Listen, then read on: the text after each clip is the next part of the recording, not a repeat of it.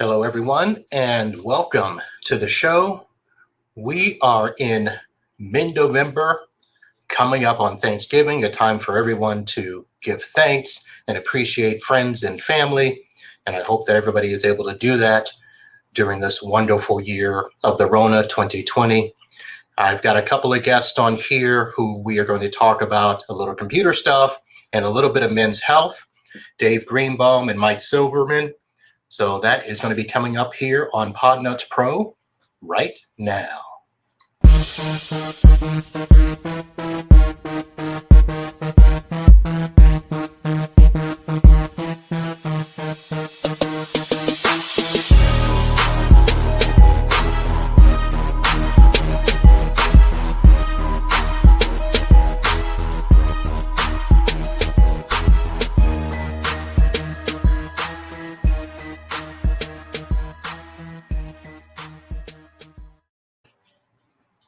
Hello, everyone, and welcome to another episode of Podnuts Pro. I am your host, Marvin Bee, and I have just added onto the screen our two guests for today.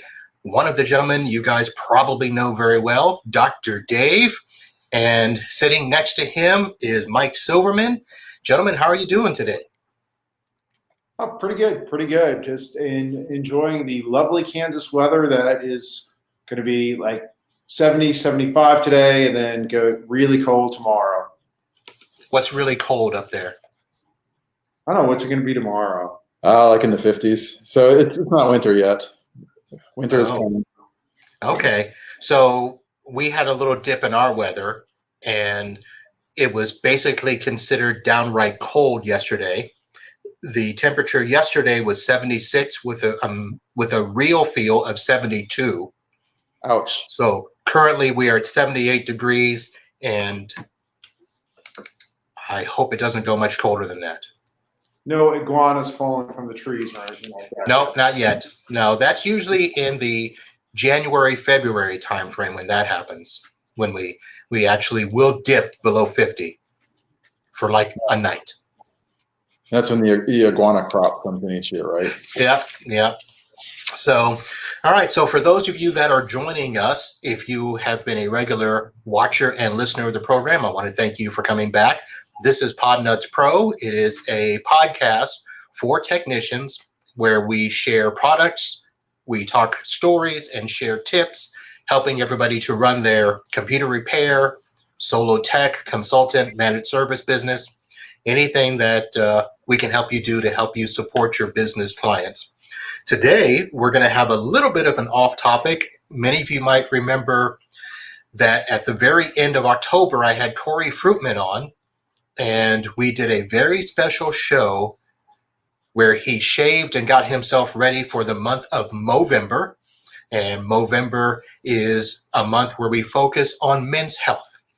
And we're going to talk a little bit about that today and see where this goes. But first, let me do this. Dave, I know that most people that have seen you on the show probably want to know how's business and any interesting stories that have happened recently.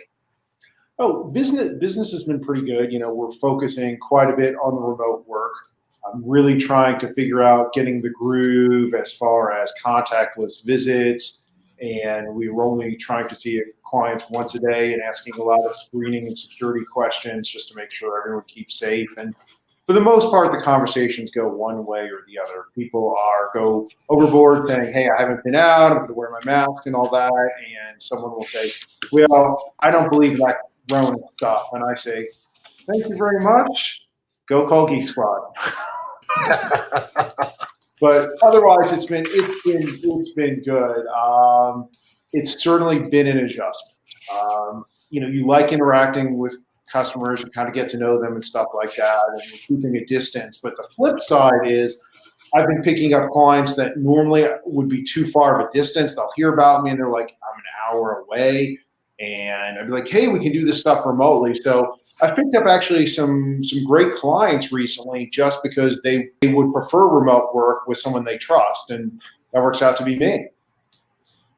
So we're going to go off topic right away.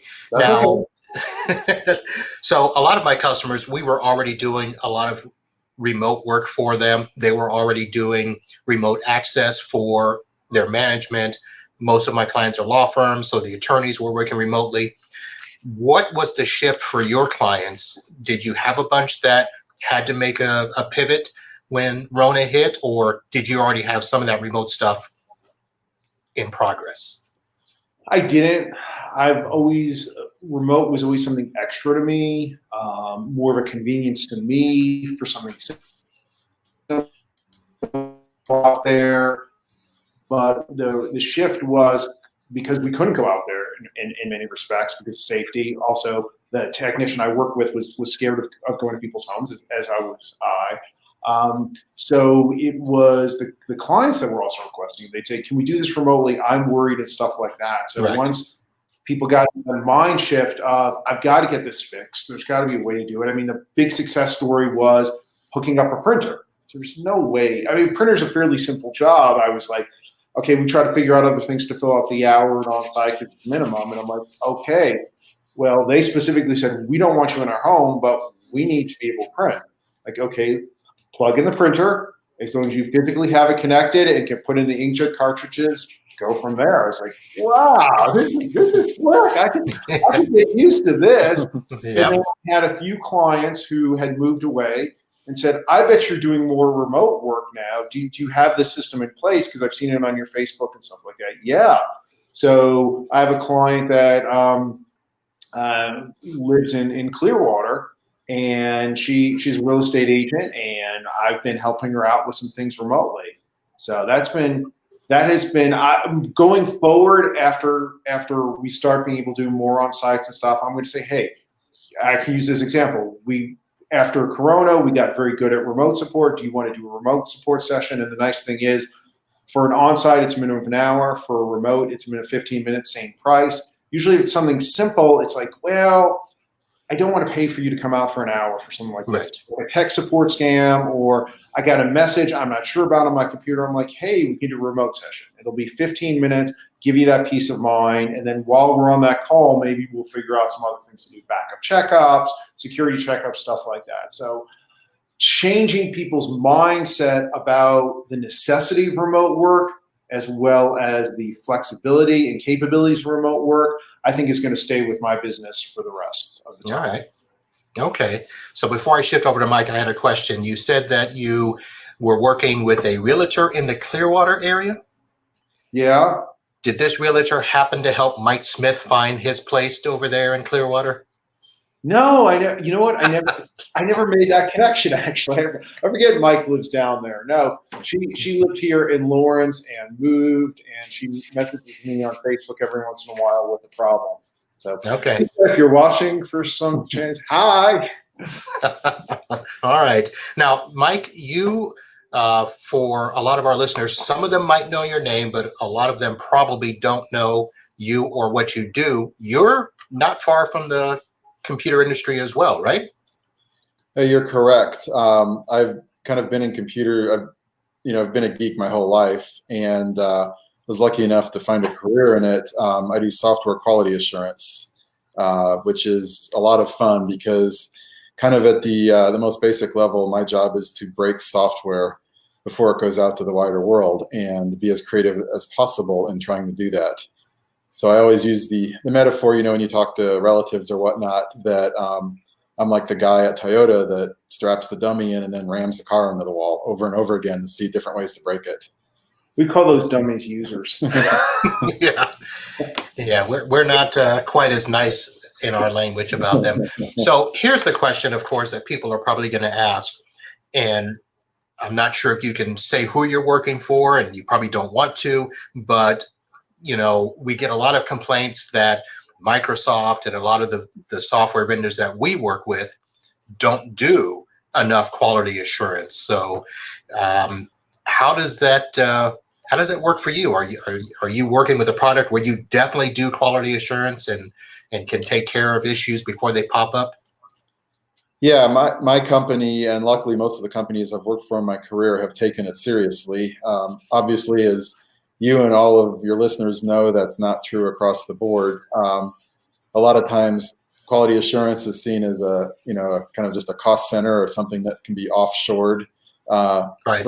Responsible, good companies treat it seriously. It's equally as important as dev engineering. Or to use another metaphor, the best, you could have the best writer, and there's a reason even Stephen King doesn't get to just write his own novels and ship them off without an editor making sure it all looks good. You really need that level of testing and thinking about the needs of clients, the needs of users. All right. The QA always puts themselves in the mind of a user, and not just the mind of a technical user, the mind of someone that maybe is not quite as technical, or maybe someone that maybe they have trouble seeing or hearing, and like, how do you make sure it works for them? Or they have a crazy network. There's all kinds of scenarios that a lot of times developers don't think of, but someone that's in QA will try to think of. And there's it's another problem that's probably very familiar to all your listeners, that there's a lot of different configurations, a lot of scenarios. Oh yeah. I mean, think of Apple, for example. They how many different iPhones and operating systems and Mac OS versions do they have to test? And then you add in the complexity of now there's watches and they have to sync, and it becomes the term is regression. It becomes an enormous regression, and a lot of the skill is figuring out kind of how you can't test a billion scenarios, but maybe you can test 1,000 of the most common ones, and you just hope for the best. But it's a lot of fun. It's a very interesting kind of combination of art and science. Yeah, I understand that for sure. Even in my limited scope of working with software, I just switched over a user on Monday where she went from Windows 7 to Windows 10, and of course wanted to make sure all her programs still worked. And so we had to, literally log her in. And in her case, we had to log in to all three. Well, let me rephrase that. All four of the browsers, because even though they are using Edge, Firefox, and Chrome, this is a law firm, and a lot of their law sites still have to work on Internet Explorer. So we had to make sure and check all of that. And, she asked me the question, why can't they just work anywhere? I'm like, listen, if I could give you that answer, I'd be rich and I wouldn't be here to answer. So, all right. So, gentlemen, let's go ahead and pivot and get into a discussion that I know a lot of men really don't like having these discussions. I know that I don't. Or let me rephrase that. I am now, but I didn't. Especially growing up as a jock and athlete, men just didn't talk about issues. We didn't talk about being hurt. We didn't talk about feelings. We didn't do any of that. And we certainly didn't go to a doctor unless our wife made us. So the month of November, Corey Fruitman got us started off with talking about that. And I did put a link to his fundraising page. So folks, if you want to go back and listen to that show, I'll get the link for you, as well as his fundraising page. But Dave and Mike actually brought up a point where with Corey, we talked about one aspect, but you guys wanted to bring up another aspect of men's health. So instead of me asking bumbling questions, why don't you guys tell us what you want to talk about? Do you want to go, or should I? No, I can. I mean, one of the issues that kind of with men's health, and it's when Dave told me about your show, I was excited to come on here with him. It's unpleasant, but something a lot of men face, which is prostate cancer, and it's very. I mean, it's an unpleasant disease. I mean, you have the C word right there, and even worse, it's cancer. In an area that's kind of important for what it means to be a man. So it's something that it's really easy to put your head in the sand and just try to wish it away, but sometimes you can't. And it's an important every man should talk to their doctor and at least be familiar with what it is and when you should get checked out. And a good doctor will probably tell you when it's your time. but it's not something you can just ignore. I believe 1 in 7 men will end up with prostate cancer at some point in their lives, which is a crazy high number. Yes, it is. Now, one of the reasons I was glad that you guys brought this up is because when I started bringing up all these different topics, we always hear from people, well, that's not tech related. Well, you know what? When it comes to this, it doesn't matter. If you're running a business, if you're a tech, if you're a solo tech especially, paying attention to your health is something that should be just as mandatory as invoicing your clients. So I wanted to just get that point home so that people, think about it from the standpoint of, if you're not healthy and you can't work, what is the quality of life there? So I want to thank you for bringing that up. Now, as I understand it, Mike, you actually went and got checked. And was it something that you noticed something on your own, or was it your doctor saying, hey, it's time, why don't we do these checks? It was not anything I noticed. I would have happily and ignorantly kind of kept living my life until it would have been too late. But my doctor, based on a family history of this disease, my father and my grandfather both suffered from prostate cancer. So my doctor wanted me to get a level of this blood hormone called PSA, prostate specific antigen, just get a test to see where the number was at. And normally, like as a screening mechanism, this usually isn't done till you're over 50, but because of my family history, they decided to test me earlier. And the number was high. It was above the normal range. So, I'm someone that doesn't panic or rush off. So it's kind of like, let's get this tested again and make, see if the number is, maybe it's just an outlier or something. And it ended up, no, the number was really high. And so I needed to probably get this checked out in more detail. And so the next step was to get a biopsy where they actually go in and take some samples from the prostate organ itself. And, it's kind of one of those things where I wasn't really taking it seriously. It's, well, I have to go to another doctor and, have something shoved in a place I don't want it, but then they'll tell me it's fine and I don't have to worry about it. But in my case, it wasn't. It came back with an extremely clear cancer diagnosis.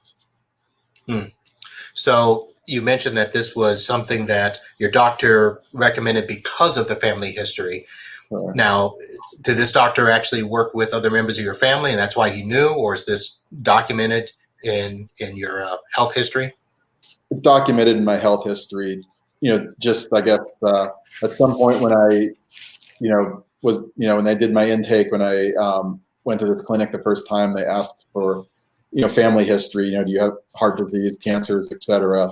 So I think at that point I just told them that, and it was in the health history. All right. So that's an important thing to remember, that when they ask questions, there's a very good reason to answer honestly, because had that not been in your history, they probably wouldn't have recommended that and you would not have known. So tell us now, are you good? Did you have to go through any, treatment, procedures, surgery? Did it hurt? All that stuff? Yeah, no, because of so after the cancer diagnosis, obviously went and talked to a specialist. Interestingly enough, just as a bit of trivia, most cancers you go see an oncologist, but for prostate cancer, generally urologists are the doctors that treat it, and they work with a lot of other doctors. So I saw a urologist at the University of Kansas Medical Center, which is one of the better hospitals in our region, and we talked through all of the options for treatment. And what's interesting about prostate cancer is that it's a very slow growing cancer. It's one that it'll eventually get you, but it's not something where you have to rush and start treatment a week after it's diagnosed. So we had a couple months to talk about options. such as various forms of radiation and then surgery. And because I I am fairly young to be getting a cancer like this, Dave's shaking his head. As a spring chicken in my early 20s. We opted for surgical removal of the prostate organ, and the reason is because since I'm younger, having it out of there is the best way to guarantee kind of that the cancer wouldn't return and that it wouldn't affect me the rest of my life. Older, I found out through my research, older patients, like let's say someone maybe in their 60s or 70s, they may opt for radiation, which is less invasive, or even just monitoring the cancer because it is a slow growing cancer. If someone's diagnosed when they're 75, they might be okay just, waiting a while because, perhaps, they're at a late point in their life, but that wasn't an option for me because I don't want to die when I'm 60. So I had we talked about it and I made the decision to have the organ removed. All right.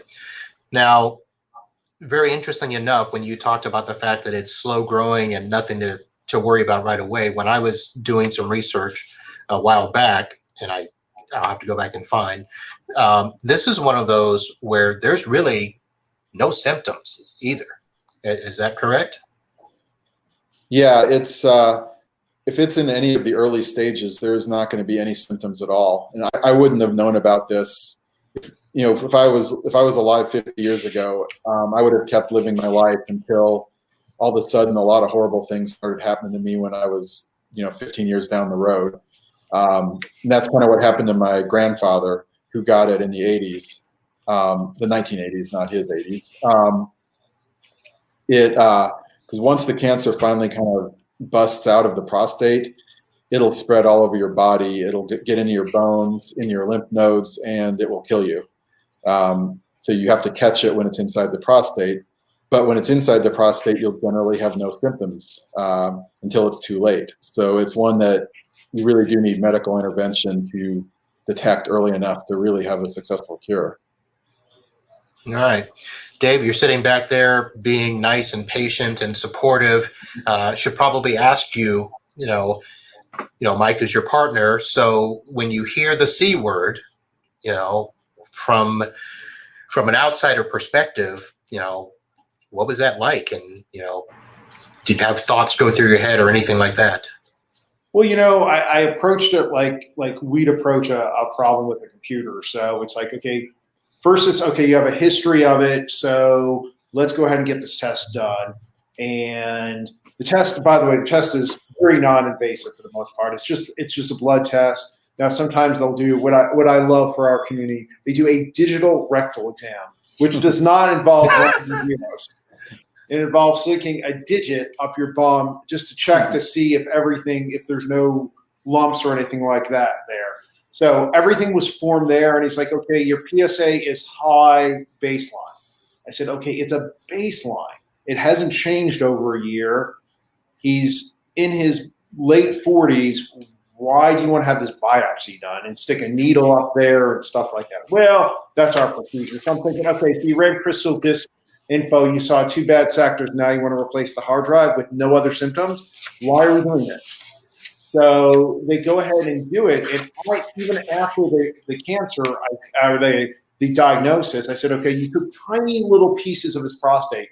And how are you sure this is cancer? Are you, there's always going to be some cells in there that are bad. And I didn't believe it. I said, well, let's have an imaging done. Let's have an MRI done. And then I'm like looking at the picture and boom, there it is right in the middle. I'm like, oh crap, we can't ignore this. This has to be dealt with. And then it was, when do you get it dealt with? And, it could be 5 to 10 years down the road. Is now a good time?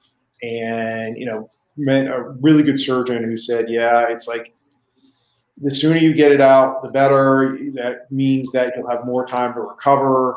So it was, and it was scary to have to take a week off of my business to take care of this guy. I was going to hire a nurse. So, it's making sure that I couldn't leave the house, which, oh, wait, the road, I couldn't really leave the house anyway. So that kind of worked out, working remote and stuff like that. So in that sense, it was the best timing because I could do so much work from home.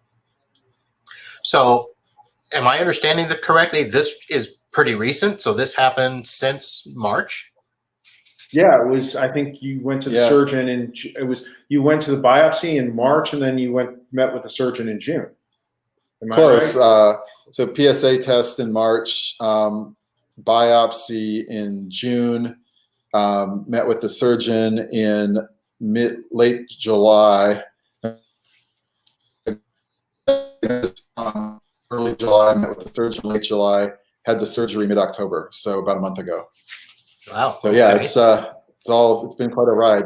So this is quite fresh then, and wow, I didn't realize it was that short a time. Yeah. Now, of course, like Dave said, this is probably one of the best times to go through that. You're kind of stuck home anyway, so why not get a surgery, right?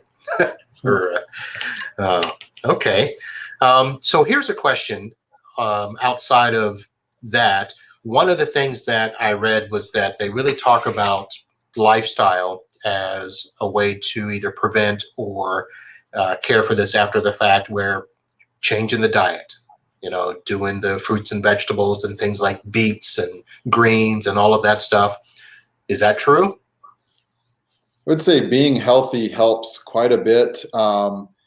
In the months before, because I scheduled the surgery 3 months before it happened, I spent that time trying to increase my physical fitness, took up running, tried to lose a little bit of weight, even went to what I jokingly call rehab, which went to pelvic floor specialist and learned how to do these exercises called Kegels, which greatly, if you basically work that out, you greatly increase the likelihood that some of the negative side effects of the surgery won't happen.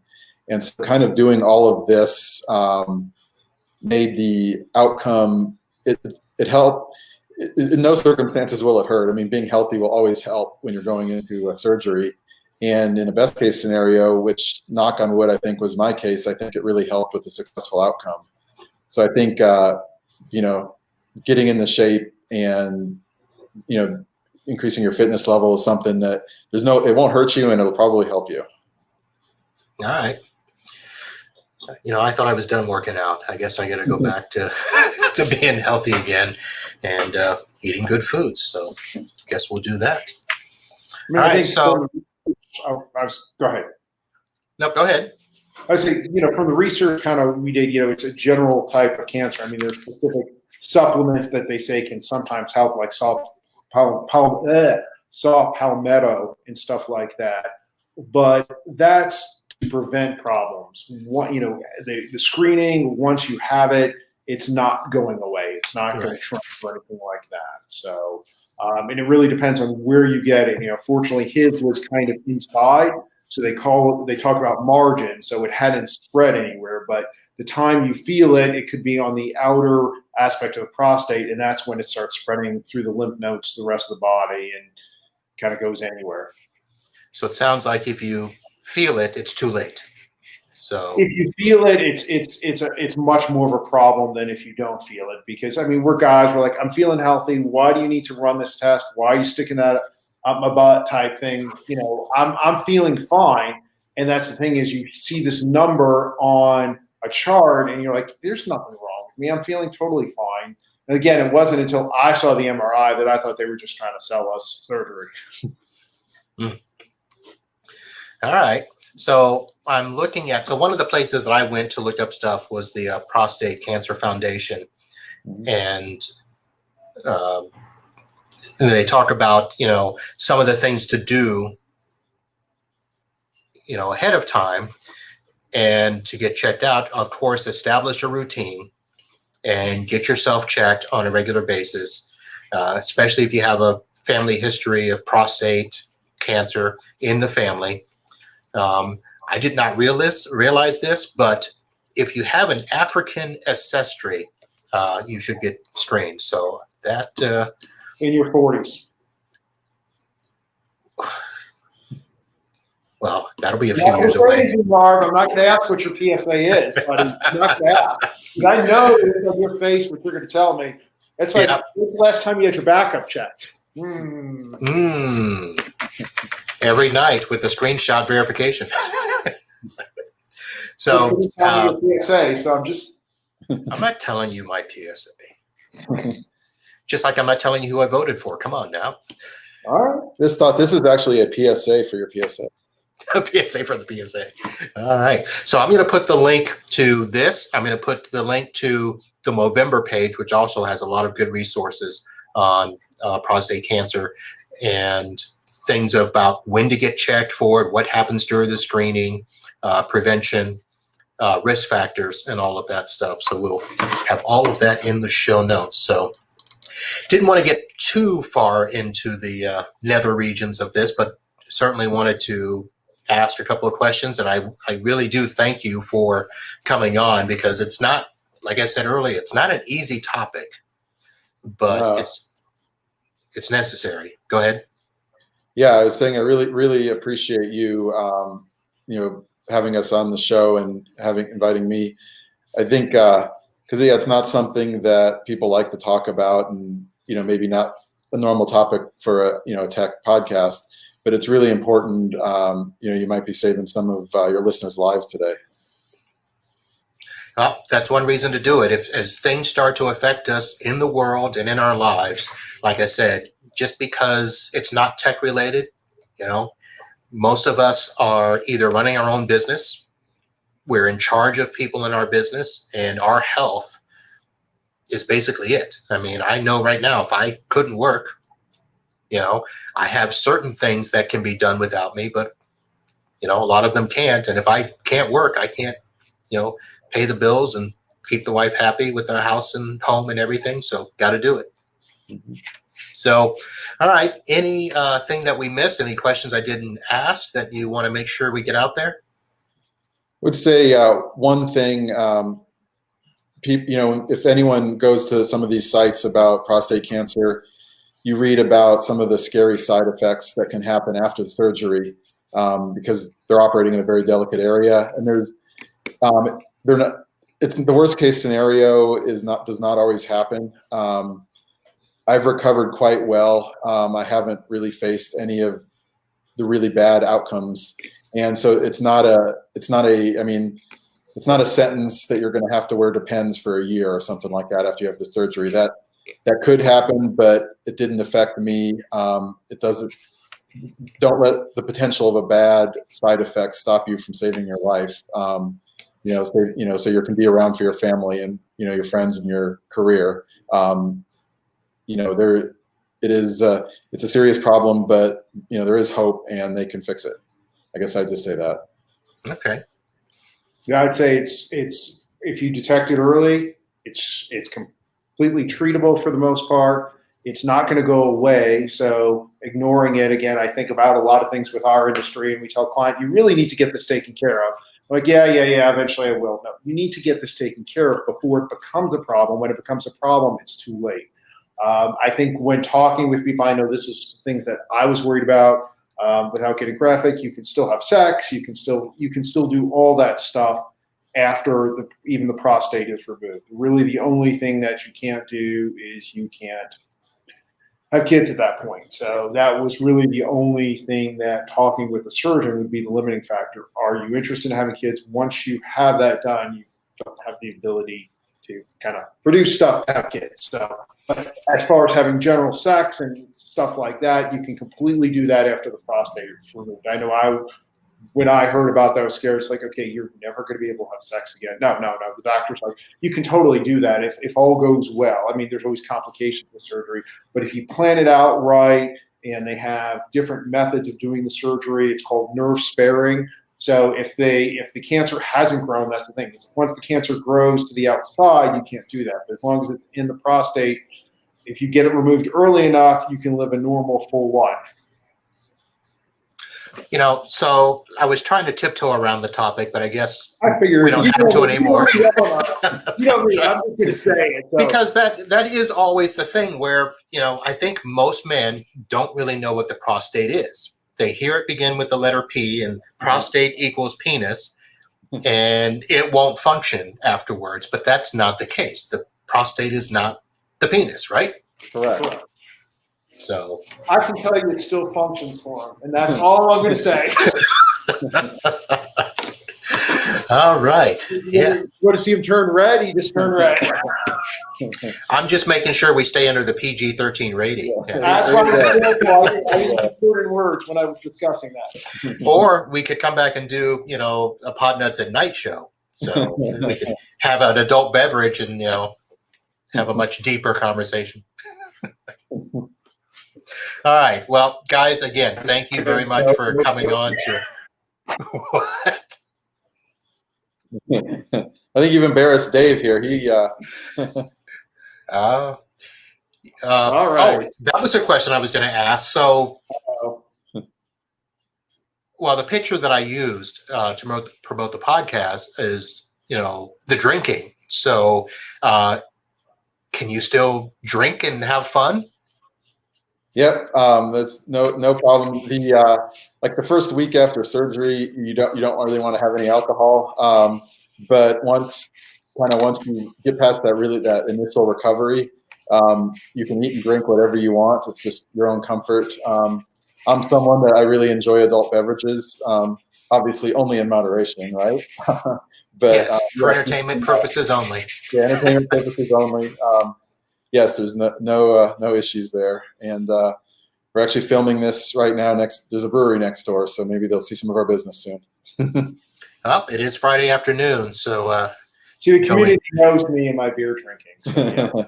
Yeah, that's why we get along so well. Yes, Dave is known as the beer snob. Well, it's he married the right person then, because we both enjoy that together. You guys, so Dave, I know you went on a little bit of a craft beer tour a couple of years ago. Are you still doing that, or has that subsided and you've now got, your handful of, go-to regular drinks? Oh, hell no. I'm trying never to drink the same beer twice. So that's we went a couple months right before his surgery. We went to Fort Collins and just went brewery hopping. I drank a beer for every mile that I ran, and that's kind of now my guidepost. Drink a beer. Run a mile, drink a beer. Is that, I was going to say, is that your guideline? Is that if you run a mile, you can have the beer? And yes. Okay. Now here's the question: do you keep track of what you drink? Meaning, do you have a list? There's an app called Untapped. So if any listeners are on there and want to friend me on Untapped, I'm Dr. Dave on there. So you check into beers, you rate them, and you see what all your friends are drinking, and you kind of toast them. It's like the old Foursquare where you check into beer. So yeah, no, I do that, and I actually will look. I will go to a restaurant. I'll be like, okay, let me see what beers you have. Okay, I want that. Oh, I had that. Yeah, I'm the really annoying guy at the bar that takes 10 minutes to order a beer while you're all like, come on, just order a Budweiser already. Yeah, just order something you know. So now here's the thing. Now I know, and calling you the beer snob is probably not giving you enough snobbishness. Because you, if I remember correctly, you will ask about the content and the hops and all of those things, won't you? Oh yeah, no, I'll try to research it because I don't want to annoy people. Okay, that's beside the point.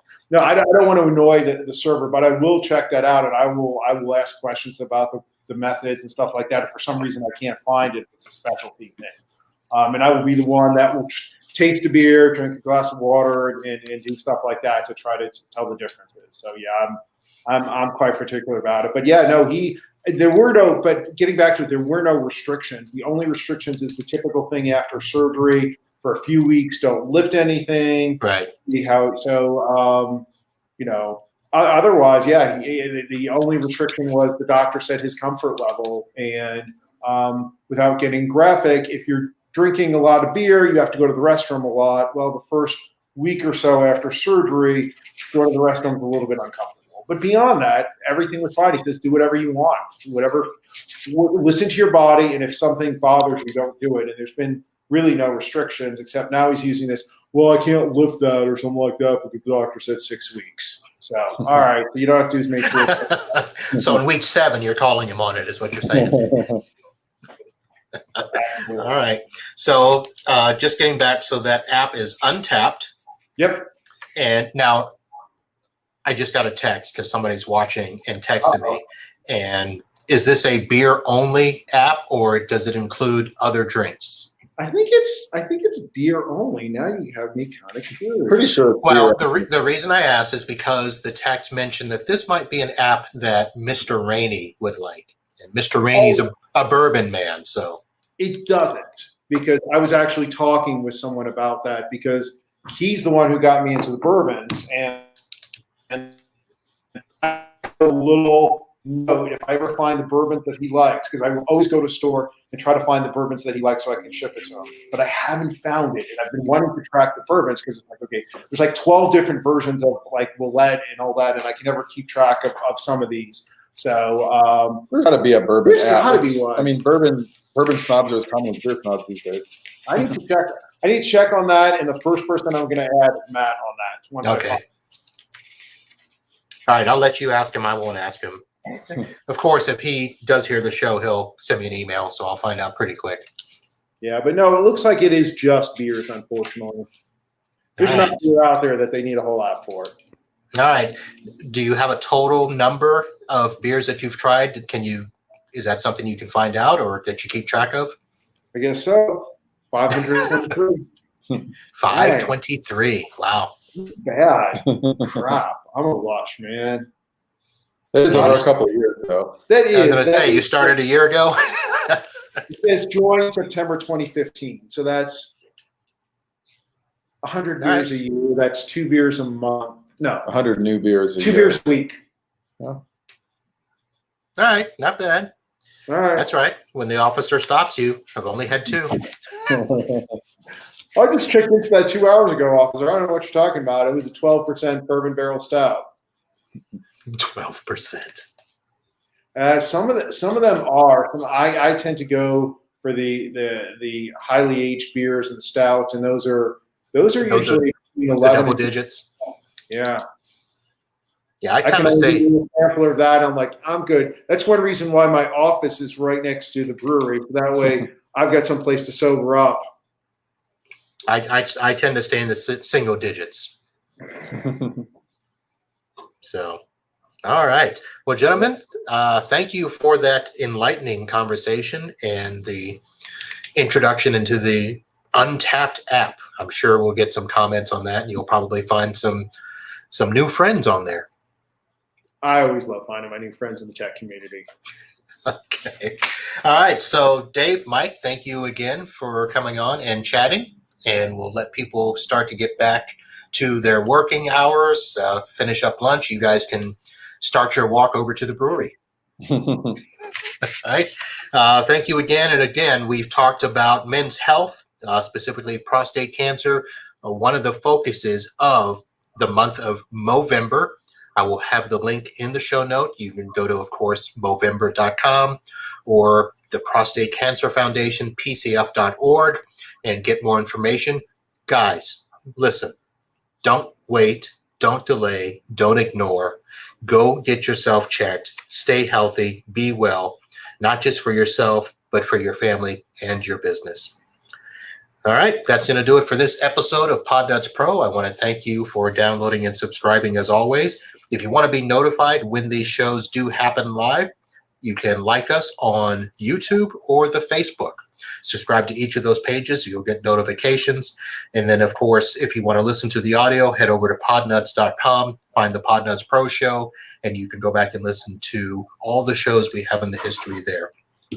On behalf of my friends and my drinking buddies, Dave and Mike, thank you all very much for listening. And until next time, holla.